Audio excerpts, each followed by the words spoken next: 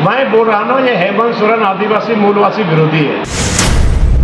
JMM विधायक लोबिन हेम्ब्रम लगातार अपनी ही सरकार के खिलाफ कई बार मोर्चा खोलते हुए नजर आते हैं, चाहे वो 1932 खतियान की बात हो या फिर नियमावली को लेकर काफी मुखर रहे हैं लोबिन हेम्ब्रम। और एक बार फिर से उन्होंने अपनी ही सरकार पर निशाना साधा है और अपनी सरकार को आदिवासियों के खिलाफ बताया। यानी उनका कहना है कि हम लोगों ने सोचा था ये सरकार आदिवासियों की हितैषी सरकार बनेगी, लेकिन ये सरकार आदिवासियों के खिलाफ है। आखिर लोबिन हेम्ब्रम ने ऐसा क्यों कहा और ऐसा कहकर वो किस तरह की राजनीति साधना चाह रहे हैं, हम समझने की कोशिश करेंगे। करिश्मा हमारे साथ जुड़ रही हैं। करिश्मा, लोबिन हेम्ब्रम अक्सर ही अपनी सरकार के खिलाफ बोलते हुए नजर आते हैं। एक बार फिर से उन्होंने सरकार के खिलाफ मोर्चा खोला है, क्या इसका मतलब निकाला जाए? आखिर वो क्यों इतने नाराज चल रहे हैं? जी देखिए, इससे पहले भी कई बार उन्होंने प्रेस वार्ता कर लगातार हेमंत सोरेन सरकार पर निशाना साधा है। उनका कहना है कि सरकार जो वादा करके सत्ता में आई है उस वादा के विपरीत काम कर रही है, यानी कि आदिवासी मूलवासी के बारे में वो सोचते, लेकिन यहाँ पर उन्हीं के खिलाफ अपनी आवाज को सरकार रखती हुई नजर आती है। लेकिन देखिए, इससे पहले भी कई बार उन्होंने प्रेस वार्ता कर ये बातें कही है कि सरकार की ओर से लगातार ये दावे किए जा रहे हैं कि सरकार 1932 खतियान के आधार पर स्थानीय नीति लागू करेगी। सरकार ये भी नहीं कर रही है। सरकार कहती है CNT SPT एक्ट के तहत तमाम कार्य यहाँ पर हो रहे हैं, लेकिन उनका ये भी कहना है कि आदिवासियों की जमीन लूटी जा रही है। तो उनका कहना है कि आखिर सरकार को हम लोगों ने सत्ता पर क्यों लाया है। उनका ये भी कहना रहता है कि मैं खुद झारखंड मुक्ति मोर्चा का विधायक हूँ, लेकिन जरा सोचिए कि अगर मैं ही अपनी आवाज को उठा रहा हूँ, अगर मुझे ही गलतियां दिख रही है, अगर मुझे ही ऐसा लग रहा है कि सरकार आदिवासी मूलवासियों के हित में नहीं सोच रही है, तो यहाँ के लोगों को आखिर क्या समझ में आ रहा होगा। इससे पहले भी जब बजट सत्र चल रहा था तब वो मटकी लेकर विधानसभा के अंदर घुस रहे थे और उसमें लिखा हुआ था 1932 और एक तरफ लिखा हुआ था स्थानीय नीति। और जब मीडिया से मुखातिब हुए तब उनका कहना है कि आज मैं खुद अपनी ही सरकार पर यहाँ पर हमला बोलूंगा, इसलिए क्योंकि सरकार जो वादा करके सत्ता में आई है उस वादे को सरकार भूल रही है। सरकार की ओर से दावे किए जा रहे हैं, लेकिन लोबिन हेम्ब्रम लगातार ये कह रहे हैं कि सरकार कुछ नहीं करेगी, लिहाजा मुझे ही अपनी आवाज को उठाना होगा।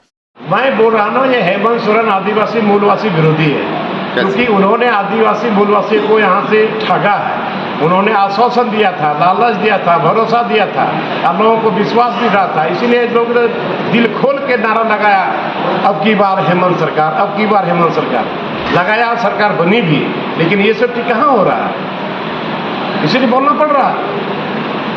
हम तो बोलेंगे, वो लोग भी बोल रहे हैं, लेकिन हम तो जनप्रतिनिधि, मैं एक विधायक हूँ, झारखंड मुक्ति मोर्चा का विधायक होने के नाते भी हमको बोलना पड़ रहा है, क्योंकि हम एक विधायक हैं, हम जनप्रतिनिधि हैं। और नहीं होगा तो नहीं बोलेंगे, फिर अगर नहीं बोलेंगे तो क्षेत्र की जनता को आपको जवाब देना पड़ेगा। लेकिन देखिए, मीडिया लगातार उनसे ये सवाल पूछते हुए नजर आती है कि आखिर आप अपनी ही सरकार पर इस तरीके का मोर्चा क्यों खोल रखे। तो उनका कहना है कि क्या मैं सरकार में हूं तो मुझे बोलने का हक नहीं है, अगर सरकार गलत करेगी तो मैं इसी तरीके से अपनी आवाज को उठाऊंगा और इसी तरीके से सरकार को बताऊंगा कि आखिर सरकार ने क्या वादा किया था और क्या सरकार कर रही है। करिश्मा, क्या इसकी ये वजह है कि अब चुनाव नजदीक आ रहे हैं या लोबिन हेम्ब्रम के जो बगावती तेवर हैं, ऐसा लगता है कि आने वाले दिनों में वो कुछ नया कर सकें या नया करें, उसकी ये धीरे धीरे पृष्ठभूमि आप तैयार कर रहे हैं? जी देखिए, आजकल का ये बयान नहीं है।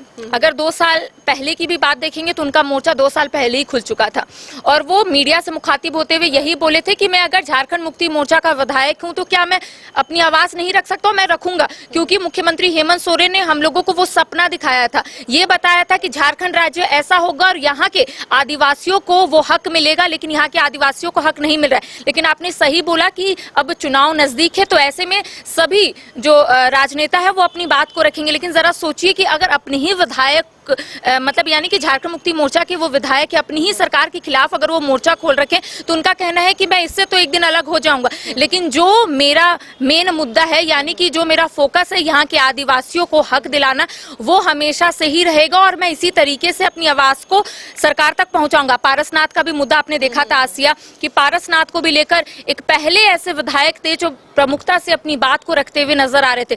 उन्होंने आंदोलन में लोगों को सपोर्ट भी किया, सहयोग भी किया और उनका कहना था कि जब तक इस पर निर्णय नहीं आएगा मैं इसी तरीके से आंदोलन करूंगा। और जब जब वो राजधानी रांची आते हैं और एक प्रेस वार्ता वो जरूर रखते हैं, लेकिन उस प्रेस वार्ता में एक चीज जरूर कॉमन रहता है, वो हमेशा याद करवाते हैं मुख्यमंत्री हेमंत सोरेन को कि आपने क्या कहा था और क्या कर रहे हैं आप। और उनका ये भी कहना है कि एसपीटी एक्ट, सीएनटी एक्ट ये सिर्फ नाम का रह गया, 1932 सिर्फ नाम का रह गया, स्थानीय नीति सिर्फ नाम का रह गया, सरकार सिर्फ आवाही लूट रही है और ये तमाम चीजें जो है वो सिर्फ नाम का रह गया है। और मैं इस नाम को एक अच्छे जगह पर लेके जाऊंगा, एक अच्छे मुकाम पर लेकर जाऊंगा ताकि यहाँ के लोगों को उनका हक मिल सके।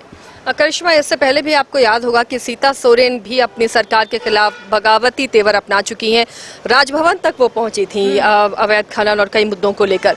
तो क्या लगता है कि अब जिस तरह सीता सोरेन के सुर बदल गए हैं, अब वो अपनी सरकार के साथ मजबूती के साथ खड़ी हुई नजर आ रही हैं, तो क्या लोबिन हेम्ब्रम को भी उसी तरह मनाने में हेमंत सोरेन कामयाब होंगे? जी देखिए, सुर तो जरूर बदले हैं यहाँ पर सीता सोरेन के, क्योंकि स्वर्गीय दुर्गा सोरेन की जयंती में उन्होंने जो बयान दिया उसको लेकर झारखंड की सियासत जरूर तेज हो गई थी। उनका कहना था अचानक से डीएसएस की गतिविधियां भी बंद हो गई। हाँ जी, उनका स्पष्ट रूप से कहना था कि सरकार झारखंड के लोगों को यहाँ पर रोजगार देगी, बाहरियों को भगाएगी। तो एक बड़ा बयान था, क्योंकि शुरुआत से ही बाहरी भीतरी को लेकर झारखंड राज्य में एक आंदोलन देखने को मिलता है। कई लोगों का कहना रहता है कि सरकार बाहरियों को एंट्री दे रही है, कई लोगों का कहना रहता है कि सरकार सिर्फ झारखंड के अभ्यर्थियों को यहाँ पर नियुक्ति देना चाहती है। कॉन्फ्लिक्ट दोनों में रहता है, लेकिन जरा सोचिए कि इससे पहले भी मोर्चा उन्होंने खोल रखा था सीता सोरेन ने, और मीडिया से मुखातिब होते हुए उनका कहना था कि मेरी ही सरकार अगर गलत करेगी तो मैं आवाज को उठाऊंगी। बिल्कुल वैसा ही लोबिन हेम्ब्रम भी कहते हुए नजर आ रहे हैं कि अगर मेरी सरकार गलत रहेगी तो मैं तो बोलूंगा ही, चाहे मैं सरकार में हूं या फिर नहीं हूं।